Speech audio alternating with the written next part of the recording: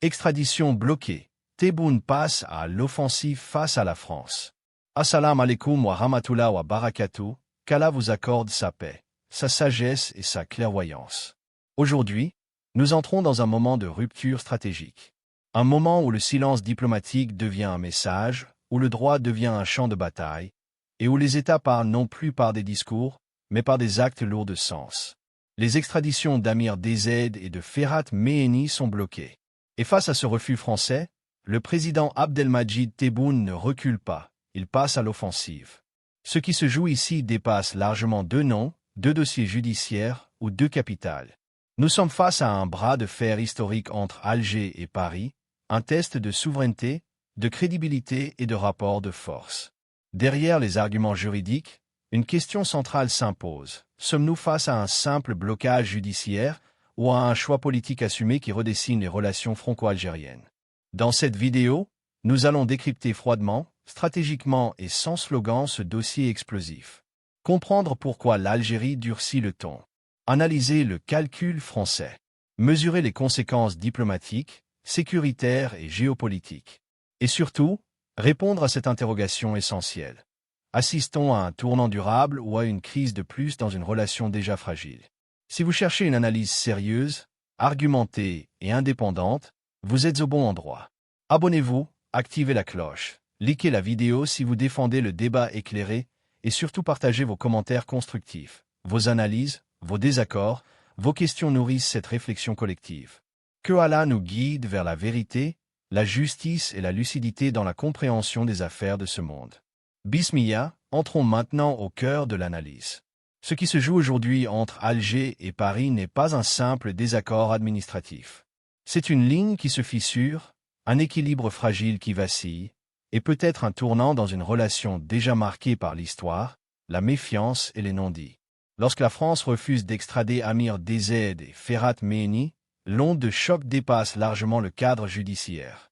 À Alger, cette décision est perçue comme un signal politique, voire comme une remise en cause directe de la souveraineté nationale. Depuis plusieurs mois, les relations franco-algériennes évoluent sous tension, oscillant entre coopération sécuritaire affichée et crispation diplomatique profonde. Le dossier des extraditions devient alors un révélateur brutal des limites de ce partenariat. Pour les autorités algériennes, ce refus s'apparente à une protection implicite accordée à des figures considérées comme une menace à la stabilité de l'État. Pour Paris, il s'agit officiellement du respect de ses principes juridiques et de l'indépendance de la justice.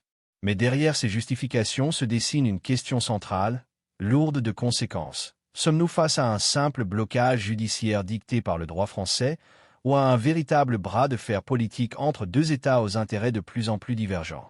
En réagissant fermement, le président Tebboune envoie un message clair, autant à la France qu'à l'opinion publique algérienne.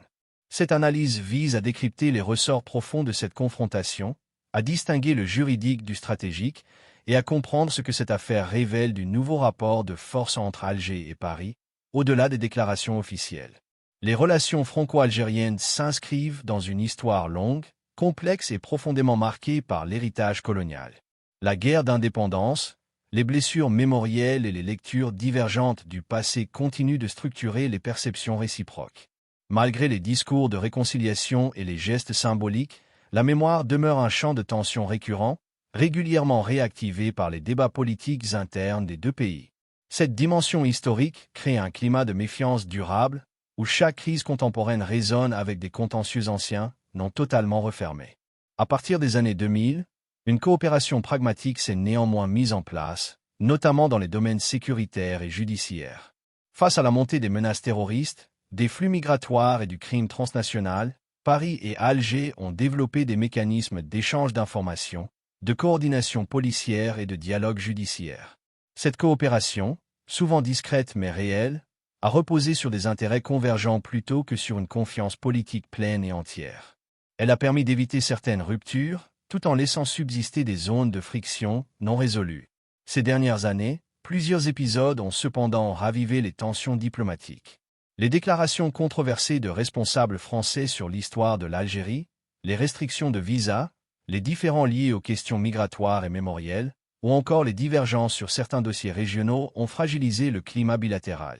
À chaque crise, La relation semble se reconfigurer sans jamais se stabiliser durablement, révélant une incapacité structurelle à dépasser les logiques de réaction et de ressentiment. Cette fragilité structurelle constitue le fond de scène du dossier actuel des extraditions. Le partenariat franco-algérien apparaît à la fois indispensable et instable, soumis à des équilibres précaires et à des rapports de force fluctuants. En l'absence d'un cadre stratégique clair et partagé, chaque différend ponctuel tend à prendre une dimension politique excessive, transformant des dossiers techniques en symboles de souveraineté et de défiance mutuelle. L'effet brut du dossier des extraditions. Le dossier des extraditions constitue le cœur factuel de la crise actuelle entre Alger et Paris. Il concerne deux figures distinctes mais politiquement sensibles. Amir DZ et Ferhat Mehni, tous deux installés en France et considérés par les autorités algériennes comme impliqués dans des activités portant atteinte à la sécurité et à l'unité de l'État algérien. Amir DZ est un influenceur et activiste très présent sur les réseaux sociaux, suivi par une large audience, notamment au sein de la diaspora. Ses prises de parole virulentes, souvent accusées par Alger d'incitation à la haine, à la violence et à la déstabilisation institutionnelle, ont conduit les autorités algériennes à engager des poursuites judiciaires à son encontre. Ferhat Mehni, quant à lui, est le fondateur du mouvement pour l'autodétermination de la Kabylie, classé organisation terroriste par l'Algérie. Il incarne une dimension séparatiste que l'État algérien considère comme une menace directe à l'intégrité territoriale. Face à ces profils, l'Algérie a formulé des demandes officielles d'extradition, s'appuyant sur des procédures judiciaires internes et sur les accords de coopération existants. Ces demandes visent à obtenir la remise des intéressés afin qu'ils soient jugés sur le sol algérien pour des faits qualifiés de graves. La réponse française repose principalement sur des arguments juridiques. Paris invoque l'indépendance de sa justice, le respect des droits fondamentaux et le principe de non-extradition lorsqu'il existe un risque de poursuite à caractère politique ou de traitement contraire aux standards internationaux. Les autorités françaises soulignent que les décisions d'extradition relèvent d'une appréciation judiciaire et non d'un arbitrage politique direct. C'est précisément ici que s'opère la distinction fondamentale entre le droit et la politique. Officiellement, la France affirme agir dans un cadre strictement juridique. Officieusement, pour Alger, ce cadre est perçu comme un écran masquant une décision politique aux conséquences diplomatiques assumées. Ce qui est aujourd'hui bloqué, ce sont les extraditions elles-mêmes, et avec elles, un symbole fort de coopération judiciaire.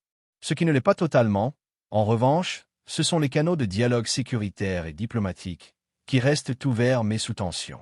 Le dossier demeure donc juridiquement figé, politiquement explosif et stratégiquement déterminant pour la suite des relations franco-algériennes. Lecture algérienne. Pourquoi Tebboune passe à l'offensive? Du point de vue algérien, le refus français d'extrader Amir DZ et Ferhat Mehni dépasse largement le cadre d'un désaccord juridique ponctuel. Il touche au cœur même de la souveraineté nationale et de la sécurité intérieure. Pour Alger, ces deux dossiers sont perçus comme des menaces directes, non seulement en raison des discours tenus ou des positions défendues, mais aussi par leur capacité de mobilisation, de nuisance symbolique et de déstabilisation politique. L'absence de coopération judiciaire effective est donc interprétée comme une faille dans la protection des intérêts fondamentaux de l'État. Dans ce contexte, la réaction ferme du président Tebboune répond aussi à une logique de politique intérieure. En adoptant un ton offensif, le pouvoir algérien envoie un message clair à l'opinion publique. L'État ne transige pas sur les questions d'unité nationale, d'autorité et de sécurité. Cette posture vise à consolider la légitimité présidentielle, à montrer que les décisions stratégiques sont assumées au plus haut niveau et que les pressions extérieures ne dictent pas la conduite de l'Algérie. Elle s'inscrit dans une dynamique plus large de recentrage souverainiste du discours officiel. Cette affaire devient également l'occasion de redéfinir les lignes rouges. En signalant publiquement son mécontentement, Alger indique que certains dossiers ne peuvent plus être traités comme de simples irritants diplomatiques. La protection perçue de figures qualifiées de séparatistes ou de déstabilisatrices est désormais considérée comme incompatible avec un partenariat normalisé. Le message est double. À la France, il s'agit d'un avertissement stratégique. Aux autres partenaires internationaux, d'une démonstration de fermeté. L'offensive de Tebboune traduit aussi une affirmation personnelle de l'autorité présidentielle. Dans un environnement régional et international instable, le chef de l'État cherche à apparaître comme le garant ultime de la cohésion nationale et de la continuité de l'État. La gestion de ce dossier renforce son image de décideur, capable de transformer une contrainte diplomatique en levier politique. Enfin, cette posture s'inscrit dans une stratégie de pression diplomatique indirecte. Sans rompre officiellement les relations ni fermer les canaux de coopération, Alger durcit le ton, multiplie les signaux politiques et place Paris face à un coût diplomatique croissant. L'objectif n'est pas nécessairement l'escalade immédiate, mais la modification du rapport de force afin de contraindre la France à reconsidérer sa position, à défaut, à assumer pleinement les conséquences politiques de son choix. La position française, calcul juridique ou choix politique. Du côté français, la réponse officielle au dossier des extraditions s'inscrit avant tout dans un cadre juridique strict. Les autorités rappellent le principe fondamental de l'indépendance de la justice, pilier de l'état de droit, selon lequel les décisions d'extradition ne relèvent pas de l'exécutif mais des juridictions compétentes. Cette position permet à Paris de se placer sur le terrain du droit, en affirmant que les considérations diplomatiques ne peuvent primer sur les garanties judiciaires et procédurales prévues par la loi française et les conventions internationales. Les enjeux liés aux libertés publiques occupent une place centrale dans cette approche. La France insiste sur la protection de la liberté d'expression, du droit d'asile et sur l'interdiction d'extrader une personne lorsqu'il subsiste un risque de poursuite à caractère politique ou de traitement contraire aux standards internationaux. Dans le cas d'Amir DZ comme dans celui de Ferhat Mehni, ces principes sont mis en avant pour justifier la prudence judiciaire. Paris cherche ainsi à préserver sa cohérence normative, notamment vis-à-vis de ses engagements européens et internationaux. Cependant, cette posture juridique s'inscrit dans un contexte politique interne complexe. Les questions migratoires, sécuritaires et identitaires sont au cœur du débat public français et toute décision concernant l'Algérie fait l'objet d'une lecture politique immédiate. Le gouvernement français se retrouve pris entre des injonctions contradictoires, répondre aux attentes sécuritaires d'une partie de l'opinion tout en évitant toute accusation de renoncement aux valeurs républicaines. Cette pression interne limite les marges de manœuvre de l'exécutif. Le dilemme de Paris réside précisément dans cette tension entre coopération et principe. Sur le plan stratégique, la France a intérêt à maintenir une coopération étroite avec l'Algérie, notamment en matière de lutte contre le terrorisme, de gestion migratoire et de stabilité régionale. Sur le plan normatif, elle ne peut officiellement transiger sur les règles qui fondent son système juridique. Le refus d'extradition devient alors un compromis fragile, juridiquement justifiable mais politiquement coûteux. Ce positionnement comporte enfin un risque d'escalade contrôlée. En s'abritant derrière le droit, Paris limite l'exposition politique immédiate, mais accepte implicitement une dégradation temporaire de la relation bilatérale.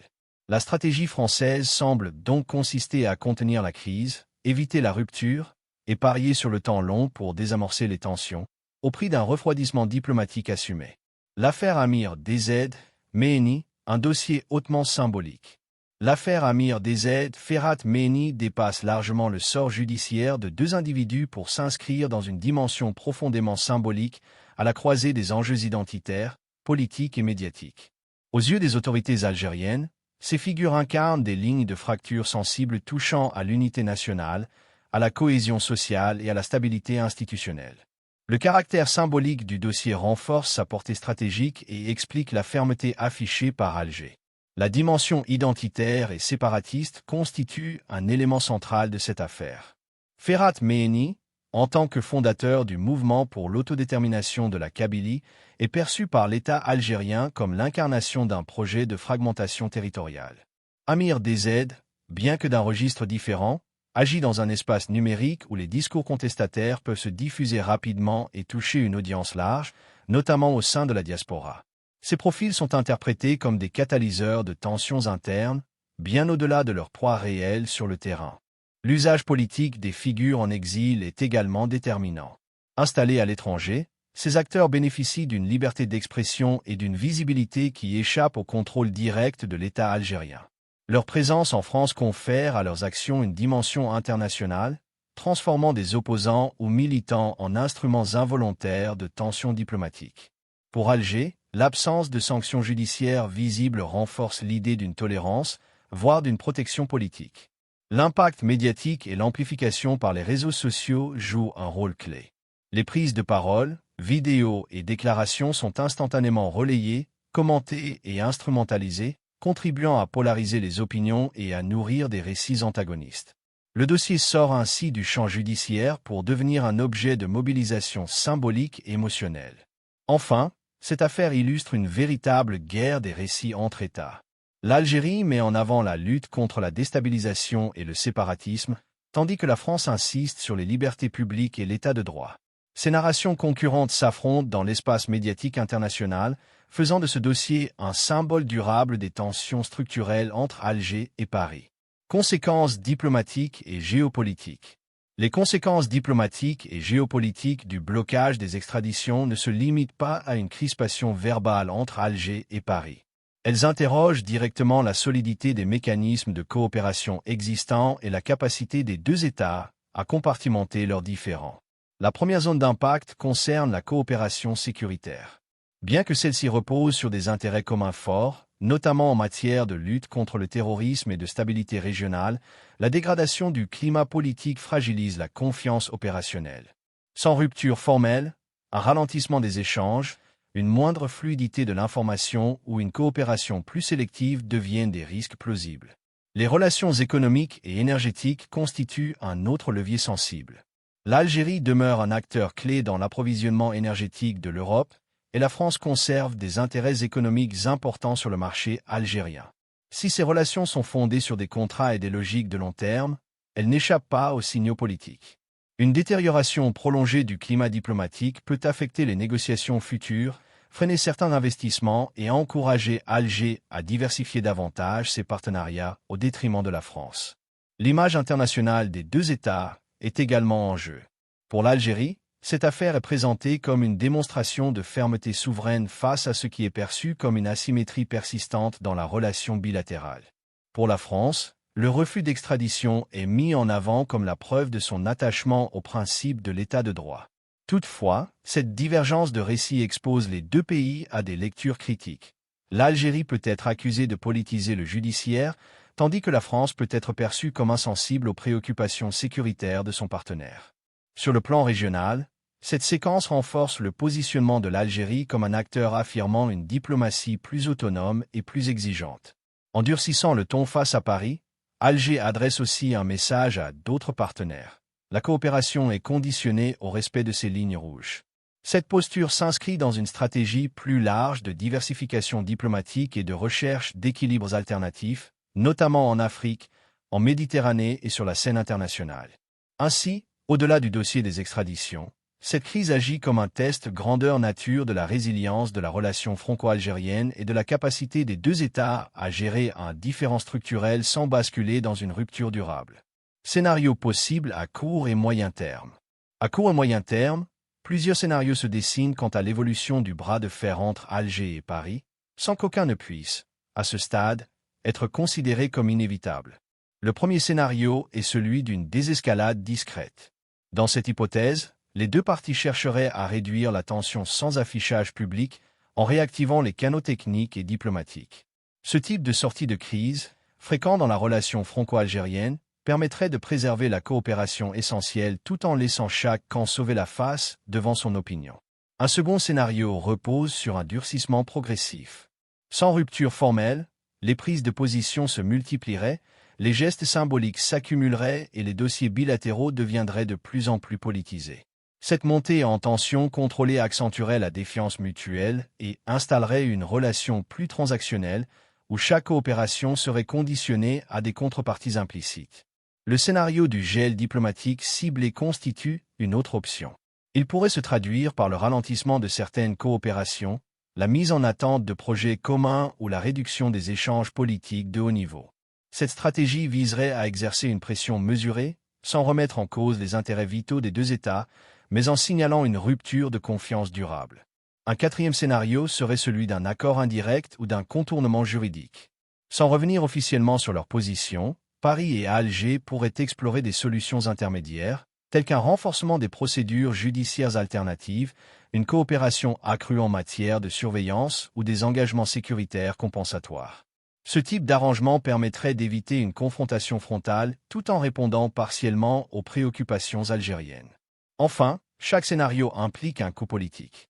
Pour Alger, L'enjeu est de ne pas apparaître comme ayant reculé après avoir affiché une posture ferme. Pour Paris, le risque est d'être perçu soit comme inflexible au détriment de la coopération stratégique, soit comme prêt à transiger sur ses principes.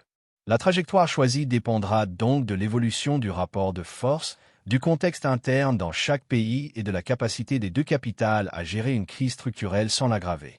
La question centrale demeure de savoir si le blocage des extraditions marque un véritable tournant dans les relations franco-algériennes ou s'il s'inscrit dans une séquence de tensions récurrentes.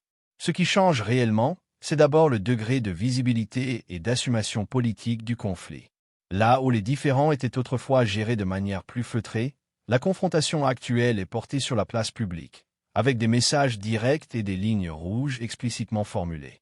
Cette évolution traduit une volonté algérienne d'affirmer plus clairement ses attentes et de ne plus cantonner les désaccords au seul registre technique.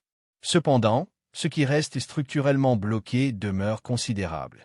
Les divergences mémorielles, les asymétries de perception et les logiques politiques internes continuent de peser lourdement sur la relation. Le partenariat franco-algérien reste fondé sur une coexistence d'intérêts et de méfiance, sans cadre stratégique stabilisé. Tant que ces fondements ne sont pas réinterrogés, chaque crise est susceptible de réapparaître sous une autre forme. La comparaison avec des crises passées invite à la prudence.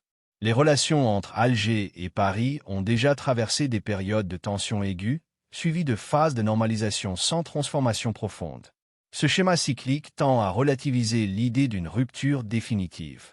Toutefois, la multiplication des crises rapprochées et leur intensité croissante suggèrent une érosion progressive des mécanismes de régulation traditionnels. Dans ce contexte, le rapport de force semble en cours de redéfinition.